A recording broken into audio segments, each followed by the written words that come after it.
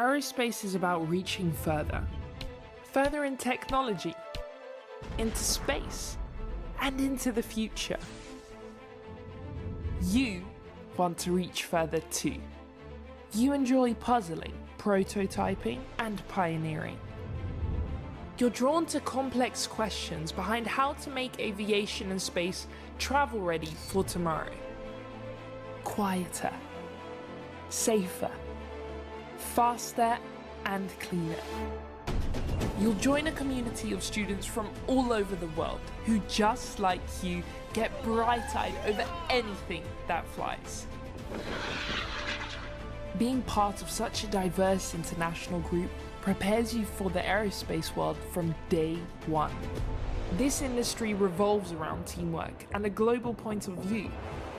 That's why it's such an advantage when you've already worked during your studies with people from different cultures, with different perspectives, norms and values.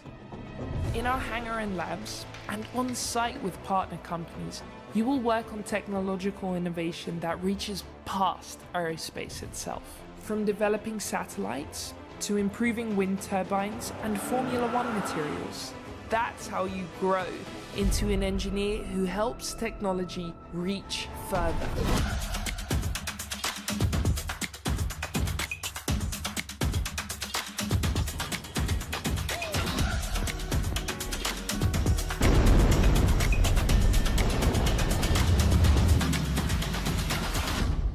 Applied Aerospace Live. Hi, welcome to Applied Aerospace Live, here live from the terminal in Delft. My name is Erik Laan. I'm a lecturer of space engineering here at Inholland Applied University. Together with me are two co-hosts today. I have Jarko Emmery from the AQUILO rocket team, and also I have K2SO, and that will be clear later in the show, who is exactly that. But back to you, Jarko. Yes. You're with AQUILO rocket team. Yes, indeed. And you've also been following the Artemis 2 mission closely. Yeah, indeed. So what has been the most inspiring moment for you in this mission until now? My inspiring moment was, I think, the launch itself. Because in AQUILO rocket team we bought our own rockets, as previous hosts already mentioned probably. So that the launch was basically what we're doing, but then 10 times bigger. And that's the moment where I think, okay, I was doing that, but then only smaller scale. Only smaller scale. So you're preparing for, in the end, also to become part of a rocket team that's the size of SLS? Maybe, yes. If there's a nice position to work in or a nice project to work on, then maybe, yes, why not? Yeah. So this launch was really spectacular, and we've seen that. But actually, last night there was, I think, the highlight of the mission itself, where we had the lunar flyby of the Orion capsule. So yesterday evening that flyby started, where the astronauts were taking observations from their spacecraft, looking at the moon, looking at details of the moon that no human eye had ever seen, even not in the Apollo days. The reason is that in the Apollo days the flybys of the moon and also the orbits around the moon were much closer to the moon. And this time the Orion spacecraft went to a lowest altitude of 6,600 kilometers, so quite a long distance. And also the illumination conditions on the moon were completely different than the Apollo days. So they saw parts that were illuminated by the sun, which were not seen in the Apollo days. So they learned a lot from just observing the moon. I don't think they're going to break some new science. They don't going to find new aliens like K2SO, or do observations that will trigger to get a Nobel Prize or something, but it's just the human aspect that they've been looking at the moon from a different perspective. So would you want to be in the capsule? Would you take the risk to fly all the way to the moon as an astronaut? I think if I got the chance, then yes. Yes? Yes, I think I would, yes. And would you be a good astronaut? Well, why not, right? Well, you have to. You're confined in a space with three other maybe AQUILO rocket team members. Imagine that, and then you have not to fight all the time in a very small space. I think you will be trained enough, and then if you have the right persons, then you should be able to work together in a confined space. Otherwise, you're not sitting there with those persons together. Yeah. It's also a team effort, and not I am the astronaut, I will go in the capsule. Exactly. We go in the capsule. That's the right spirit. Yeah, so this lunar flyby, it features a number of interesting occasions that they actually had a blackout with Earth. So there were I believe some 40 minutes that they could not contact Earth. So then be completely alone from anyone, just the four of you in the capsule, not being able to speak to to anyone. That's an intriguing moment.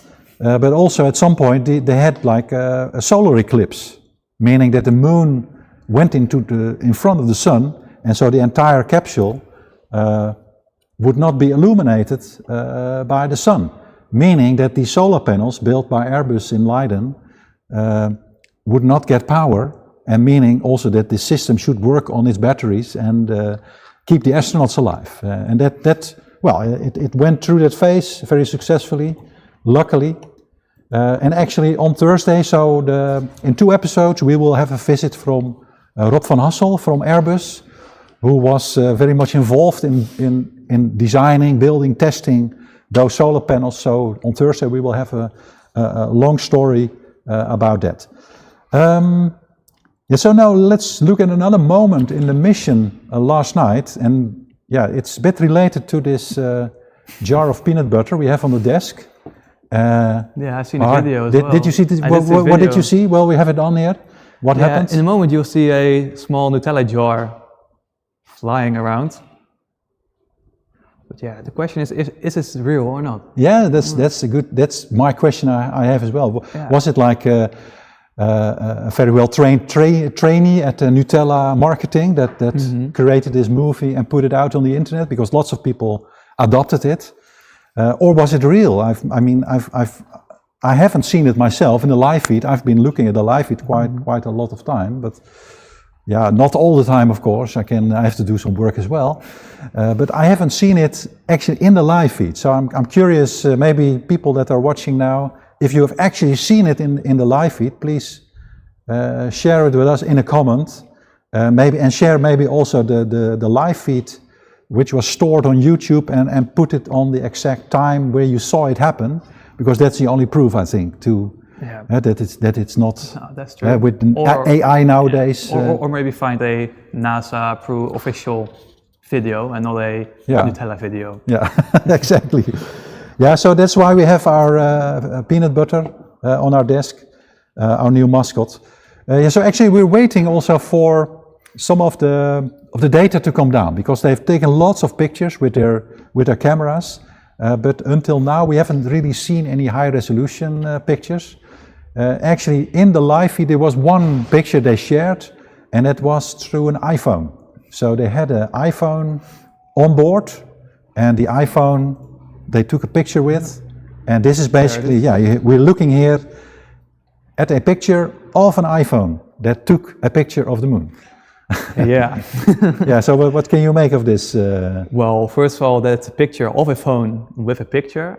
It's questionable if that is a true picture or a real picture. It was in the live feed, and at some point Reed Wiseman, the commander, basically you saw him point his iPhone to the camera. Look, I just took this image. So I think it's real, but if you can do this with an iPhone, imagine what you can do with like a real camera with a 400 millimeter optical zoom lens. Looking at parts of the moon that have never been seen before by human eyes. And of course, we have seen all parts of the moon with the Lunar Reconnaissance Orbiter.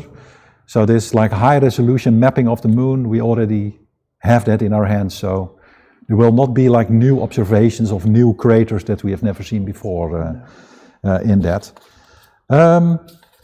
So if we look ahead of the mission, we're on our way back to the Earth. What are you looking for in the mission still? What is what do you hope for to see in the coming days, maybe? Well, a nice thing I would like to see, that's a bit farther away now, but that's the recovery of the astronauts back to Earth. see how they're doing that. My role in AQUILO rocket team is the recovery of the rocket itself. Ah, okay. So you have some... I have some background in how do the parachutes work, how do you slow down the rocket to a safe velocity, a safe impact velocity. Yeah. And I'm curious how they will do that with actual astronauts on board. Yeah. And maybe now there's new developments compared to the Apollo missions. Yeah. Yeah, I believe they still do it with parachutes. Yes, parachutes is basically the only option. That's the only option. But what do you know? What kind of things are happening when the capsule basically falls back to Earth and then hits the atmosphere? So first of all, of course, the bottom side is a big heat shield, so it needs to come down through the atmosphere, where basically everything will be burned off. Every little dust, whatever, will be burned off, and it's only a small part that keeps the astronauts alive. Yeah. And then at a certain altitude, a smaller parachute will come out, or a couple, it depends on their configuration they're using, so that it will come down pretty fast. And then when close to the ground, the 4 bigger parachutes will come out, which slows it down properly. And until they splash down. And they will splash down somewhere in the ocean. Yeah, and I believe there will be 4 parachutes coming out, but it can safely land with 3. That's what they So I thought it was first 2 smaller and then 4 bigger ones. Yeah, if I remember correctly. Yeah. So that will be from Friday on Saturday. So on Saturday morning will be the splashdown in the near the coast of San Diego in the Pacific Ocean. Yeah, so that will also be that will be a highlight of the mission. Will be a highlight, yes. And hopefully they make it safely to planet Earth again. So looking very much forward to it. Other news we can share is that tomorrow we have Violetta back on the show. She was a co-host for, I believe, the 3rd episode. She will be back tomorrow. And so the day after we will see... Oh, sorry, Violetta is also AQUILO. Yeah, that's she's more in the electronics and you are in the recovery part of it. So that means Rocket has many systems to work together. That's what you also learn here at Inholland, that systems are not just isolated pieces, but they have to work together. That's a big thing we learned, that a big engineering problem is not a smaller system one person works on, but an entire team needs to work on. Yeah. And that's what we see also in our AQUILO rocket team. That's our 50 people in total working on one rocket. Yeah. So there's not 50 people with the hands fiddling the things together. Yeah, you need all 50 of them. You need all 50 of them in the end. One doesn't do his job, then no, in the end you need all 50 of them, and you need to account on all 50 people that do their job and check each other. Yeah, so Violetta, looking forward to that tomorrow. And then Rob van Hassel from Airbus will be here on Thursday. Also news, we have next week on Wednesday, we are organizing a big space party here at the terminal. It's called Yuri's Night, and we have made a new poster for Yuri's Night. We are giving away tickets to people that would like to attend. If you are interested in space, you're a student, or even a high school student or a space professional who likes to have a nice drink, alcohol-free, and a nice pizza, then you're most welcome next week. But please register for this event so we can buy enough pizzas. And we've got lots of interesting stuff to do during the party, like flying in our flight simulator with the real space shuttle. And we have got some other games going on. So that will be a very interesting also party. Something fun that will be there. Our rocket will be shown off. Excellent. Our newly built rocket that will fly in May will be shown for the first time to public at that event. Yeah, so the reveal of the AQUILO rocket number 9. Yes, so that will also be during Yuri's Night. Yep. We'll have the reveal of the newest AQUILO rocket. So make sure to join that party if you like parties. Yeah, and so lastly, I've got a last thing here on my list to share with you. We just had a visit from the Dutch Broadcasting Association, who were here for taking shots of us from Jeugdjournal. So Jeugdjournal tonight at 7 o'clock, it's for children to watch the news. And they were here to join us because they had questions about how you get to the moon, how does the moon look like from up close, and how far is the moon actually. So we just had some interesting video taken here of the set with all the people involved with with Applied Aerospace Live. So tonight on Jeugdjournal 7 o'clock, make sure to join that. Yeah, so let's see if there is any questions from the chat or from the audience. We have a big audience today with us, although you don't see that on the camera. Is there a question from the chat or from the audience? Hugo, the word is for you. Yeah, we're sharing the questions also on the screen. Yeah, so the question is, when did they start building the Artemis? I believe Artemis rocket, the SLS. Yeah, so Artemis is the program, like Apollo was the program, and then SLS is the rocket. But they started thinking about Artemis Quite some while ago. Quite some while, some 20 years ago, thinking about, well, going back to the moon and going back to Mars. That was like the big goal. Yeah, so that was started 20 years ago. And they also thought about, okay, we have to shut down the space shuttle at some point. But all the people working on space shuttle, well, we have to still give them a job. So we have to create some kind of new rocket to build.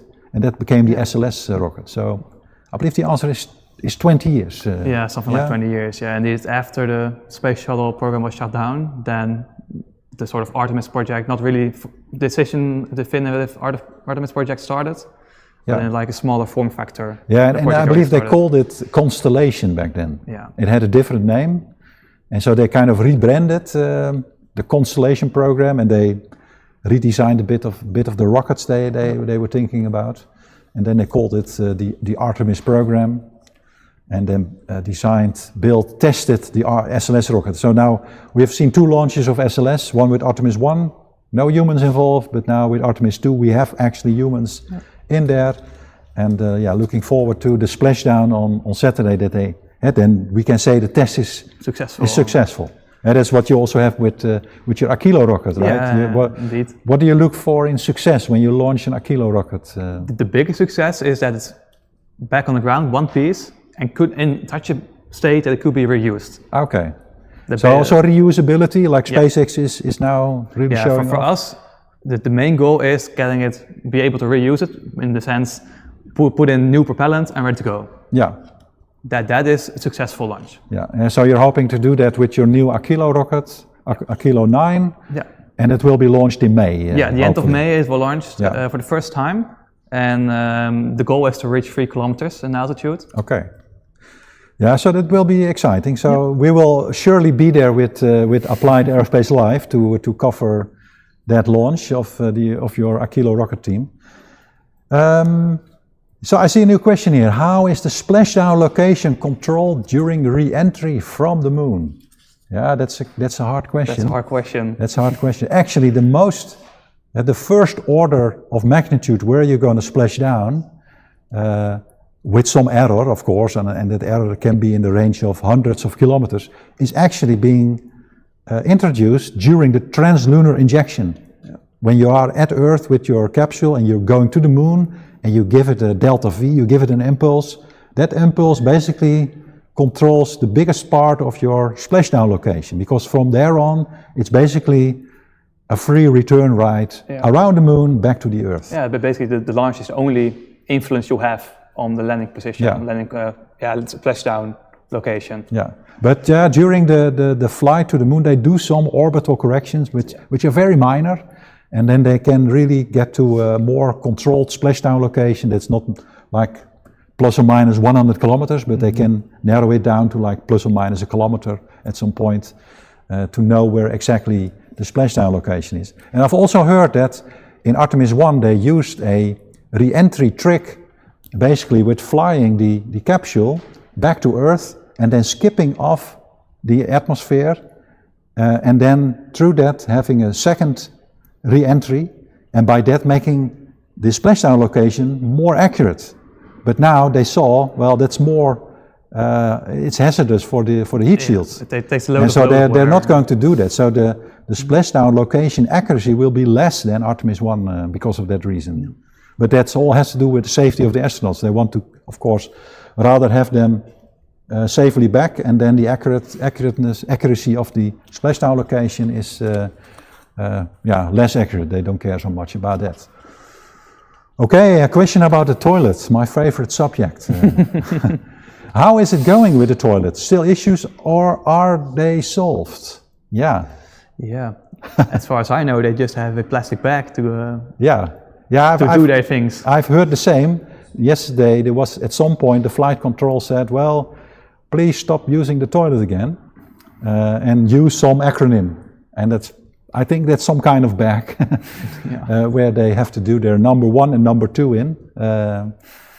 So this is still, they still have issues with this, and we'll have to track that in the coming weeks. Maybe we have to add like a toilet icon in our screen for the YouTube, that we put the toilet on red if there is, if they cannot pee or poop, and if it's green, then it's all safe. And yesterday, at some point, I also saw a fragment where the flight control said, it's a go to go. It's go to go. So it's allowed to go to the toilet again. But not the biggest success, I think, of Artemis 2 is the toilet. Another question, what is the biggest challenge during Orion's return to Earth from the moon? Yes, the biggest challenge is making sure the astronauts are safe. Yeah. That the heat shield from underneath the capsule is withstanding all the heat that will be generated during re-entry. Yeah. That is the most difficult part. That's the most difficult part, and also I believe the most uncertain part. And of course the heat shield on Artemis 1 that showed some effects of parts that fell off basically that they didn't expect, and they didn't want actually to change the heat shield to the Artemis 2 heat shield. So they took a risk there, and we'll see on Saturday how that will turn out. But that's the biggest challenge for Orion's return to Earth from the moon, the heat shields. Indeed. Yeah. Right, I think that almost concludes our broadcast for today. So there is a last question here. Question. How is Orion's recovery system different from student rockets like AQUILO? Yeah. Well, the Orion's one, it first needs to re-enter the Earth's atmosphere. So that is already a big difference.